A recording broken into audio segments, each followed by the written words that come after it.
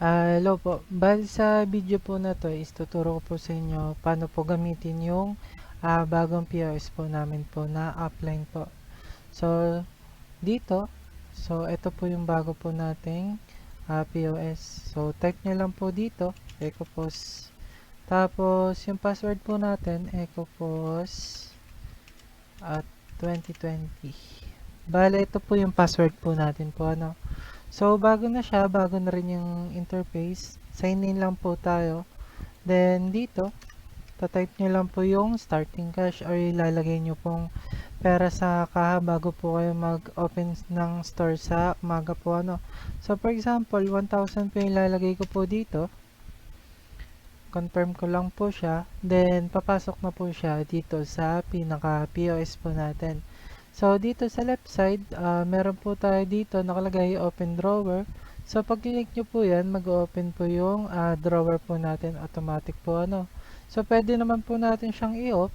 Meron naman po tayong option na i-off siya. So, pag may transaction lang, doon lang po magbubukas yung drawer. Then, meron po tayo dito, switch cashier. So, yung switch cashier naman po, ginagamit naman po siya pag yung meron po tayong shifting ng cashier. Pag meron po tayong pang umaga, saka pang hapon po, ano. Then, yung mga settings naman po natin, dito naman po natin siya makikita sa more. Sa 3 dots pa rin po. So, ito po yung mga bagong features po natin po, ano. So, meron mga nadagdag, i-explain ko rin po sa inyo po. Then, dito muna tayo sa order. Sa left side, meron po tayo dalawang option po dito, retail sa wholesale.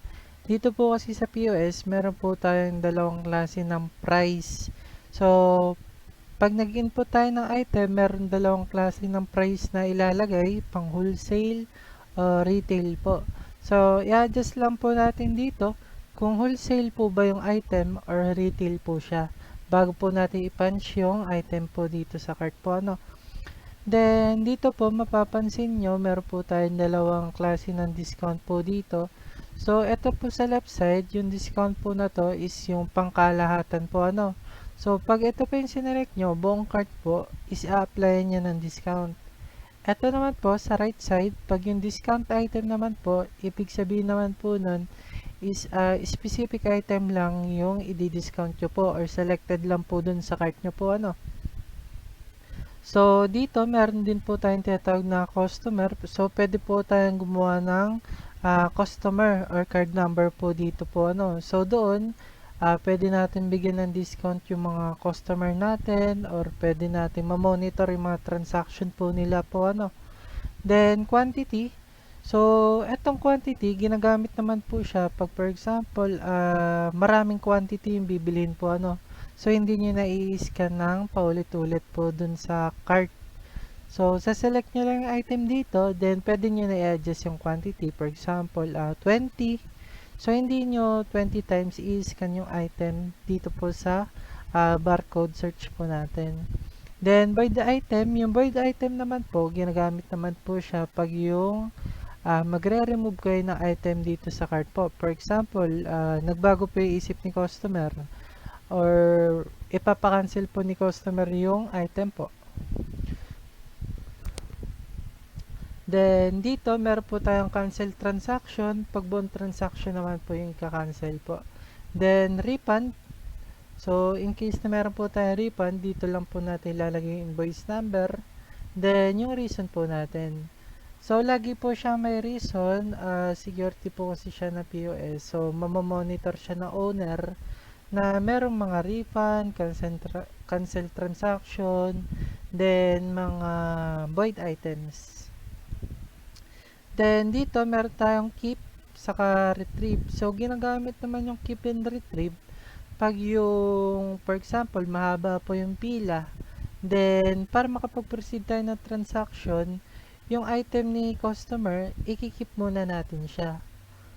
Then, pag for example, bumalik na yung customer natin, i-retrieve na lang natin siya. Then, nandun yung mga items niya. Naka-reserve na po. Hindi nyo na siya ipapunch. Pwede nyo naman po dagdagan po yun or bawasan po in case na merong adjustment na gagawin si customer.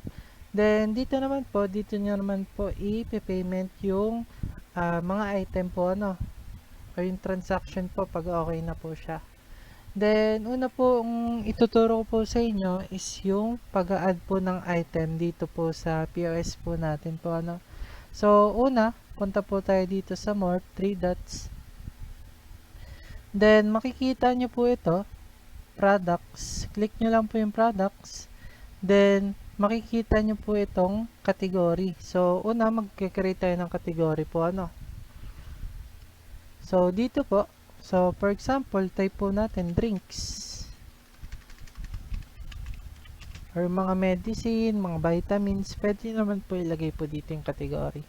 Then, create lang po kayo. Then, pag na-create nyo na po, makikita nyo po dito yung mga category nyo po So, kung hindi kayo sure kung existing na yung category, pwede nyo i-search dito kung meron ng naka-create na category or wala pa. So, for example, snacks. Yung create nyo lang. Then, pag meron na po tayong category, pwede na tayong mag-create ng mismong item sa POS natin. So, click natin yung manage product. Then, ito, makikita nyo to yung add. So, click nyo lang siya. So, mag-add na tayo ng mismong product dito sa POS. So, for example, Gatorade. Yan. Yung description, saka yung name, same lang naman po ilalagay nyo po dyan. So, isa rin po to sa bagong features ng POS namin. So, meron na siyang generate po So, for example, yung mga product po natin o yung mga item na walang barcode, pwede na tayo mag-generate ng barcode po sa kanila. Then, ididikit na lang natin yung barcode doon po.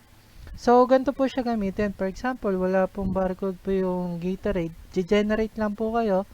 Tapos, pwede na po kayo mag-print po dun sa mga printer nyo, like mga Epson po. So, click nyo lang siya dito. Then, kung ilang copy po, for example, 10 copy. Print nyo lang po siya. Then, ito po yung itsura nyo po. Then, pwede nyo na po siya gupitin. Then, didikit nyo na lang po dun sa mismong item. Ayan, saselect nyo na lang po yung printer. Then, print na po kayo po dito. Ano po? Pwede po yan sa mga sticker paper po. Para ididikit nyo na lang po siya. Then, pwede nyo naman din pong i-manual yung barcode or i-search nyo po dito. Ay, i-scan nyo po. Automatic, magkakaroon na siya ng barcode. Pag yung meron po kayong scanner, tututok nyo lang yung barcode po doon. So, for example, generate ko lang po siya. Then, category niya po, kung anong category po ng item po natin. So, for example, drinks. Warehouse po, stock natin siya. Then, retail price, kung magkano natin siya binibenta, for example, 35. Ito po yung nabanggit ko po kanina na meron tayo retail sa wholesale. So, for example, pag wholesale, ang benta po natin is 30. Tapos, costing. Sa costing naman po, optional lang naman po siya. Kung gusto nyo po na ma-monitor nyo po yung mga profit daily. So, dapat po lahat po ng item po natin meron siyang costing. So, mahalaga yung costing pag yung gusto nyo makita magkano yung total profit nyo sa araw po na yun. Or kung gusto nyo siya i-compare sa profit nyo kinabukasan, ma-monitor nyo po siya kung meron pong mga costing yung mga items po natin. Like, for example po, ito 20 po lalagay ko po dito. Then, initial stock po natin, kung ilan po yung stock po na available po sa store, ito po ilalagay po natin dito sa stock. Then, stock limit, yung stock limit naman po, for example, 10 po ilagay ko po dito. Pag yung 100 stock po natin, bumaba siya ng 10, magno-notify po yung POS po natin na paubos na yung stock po niya. So, if ever na wala naman po tayo ilagay dito sa stock limit, hindi siya magno-notify. So, magno-notify lang siya pag yung sinelect mo yung item sa cart. Then, yung stock niya, mababa na sa 10, magno-notify po siya. Then, unit. So, by piece. Pwede din po siyang by kilogram pag meron po tayong mga product na by kilogram po. Or yung mga kinikilo po, Then, kung discountable po ba siya sa regular or sa special, yung special po, ito naman po yung mga PWD, mga senior citizen, Yung discountable na regular po, ito po yung mga customized natin na discount. For example, sa mga suki, or meron kayong mga promo po, yun po yung mga customized na regular discount po. Pag special, yun naman po yung mga PWD po. Tapos kung ilang percent po, pwede nyo po i-adjust po dyan. In case po na gusto nyo po lagyan na expiration date po yung product, check nyo lang po siya dito. Tapos pwede na po kayo mag-set po ng expiration date po dito. For example po, lagay ko po dito is 30. Ayan. So, may June 30. Add ko lang po. So, ganun lang naman po siya mag-add po ng product po, ano. So, mamamonitor nyo rin dito sa expired product kung meron ng expired na product. So, hindi pa siya lalabas dito kung wala pang expired product po, ano. So, for example, yung product natin na to, i-adjust natin siya. Gawin ko siyang 13.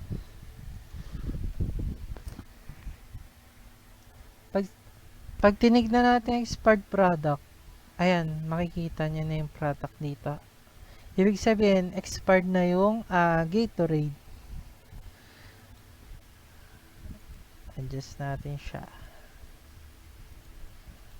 Ngayon, dagdag pa tayo ng isang item. Add lang po tayo. So, for example, sa snack naman, Nova. Generate, category, snack, warehouse, stock, cycle, everyday. Tapos, retail price niya po, for example, 25. Wholesale, 20. Kung wala naman pong wholesale yung item, pwede naman pong 0 po ilagay nyo po dyan. Then, costing, for example, 18. Stock, 100. Stock limit, 10. Then, by piece din siya. Then, add ko lang po. So, pag may product na po kayo, tuturo ko naman po sa inyo paano po mag-transact po dito sa POS po natin po, ano. So, dito po tayo pupunta sa order po. So, dito sa order, dito po ginagawa po yung transaction po, ano. So, dito, select lang natin yung item. Ayan. So, for example, nagbago yung isip ni customer, pwede nyo siyang i-void. So, for example, etong Nova, re-remove siya. Void nyo lang siya. Ito po, void. So, for example, remove. Maglalagay lang po na reason. Ito, isa na lang yung natira yung Gatorade. If ever na buong transaction naman or buong cart nyo i-remove, cancel transaction naman po. So, cancel. So, buong item naman sa cart yung madidelete po, ano. So, per example naman po, marami naman po yung bibilhin na quantity. For example, Gatorade po, 20. So, hindi nyo siya i-add ng ganyan. Or i-scan po dito ng 20 times po, ano. So, pwede kayo gumamit ng quantity. So, ang gagawin nyo po, select nyo lang dito kung sino yung naka-highlight. Yan. Kung sino yung naka-highlight. For example, ito Nova. Quantity. 20. So, ayan, mag-adjust na yung quantity niya. Then, yung total din po, ano. So, for example, nagbago din uli yung isip. 15 na lang daw. Pwede nyo siyang i-adjust din uli. Pababa. Ta-type nyo lang uli siya. Basta siya po yung nakaselect. So, pag yung payment naman po, kiklik nyo lang siya dito sa payment. Then, dito nyo naman po ilalagay yung amount na ibabayad naman po sa inyo ni customer po, ano. So, dito, 500. Ang total po ng item niya is 445. Then, yung change niya po is 55 po, ano. Si customer, nagbayad siya ng 500. Then, yung payment method, pwede po kayo mamili po dito. Pag GCash po, pwede po kayo maglagay na reference number po, ano. So, pag cash, select nyo lang po yung cash. Huwag nyo na lang po kakalimutan po, ano, mag-adjust ng payment method. Kasi, baka po mamaya, naka-GCash siya. tapos cash yung payment. So, mamaya, hindi siya pumasok o hindi siya mag-save as cash. Magsisave siya as GCash po ano. Kasi pag naka-cash siya, counted siya dapat dun sa bibilangin nyo sa kaha. Mamaya naka-GCash. Pero, ang payment is cash. Ano po, mamaya baka magbaliktad siya. So, pwede niya ilagay dito yung reference number po. Then, payment lang po kayo. Ayan. Ngayon po, papakita ko naman po sa inyo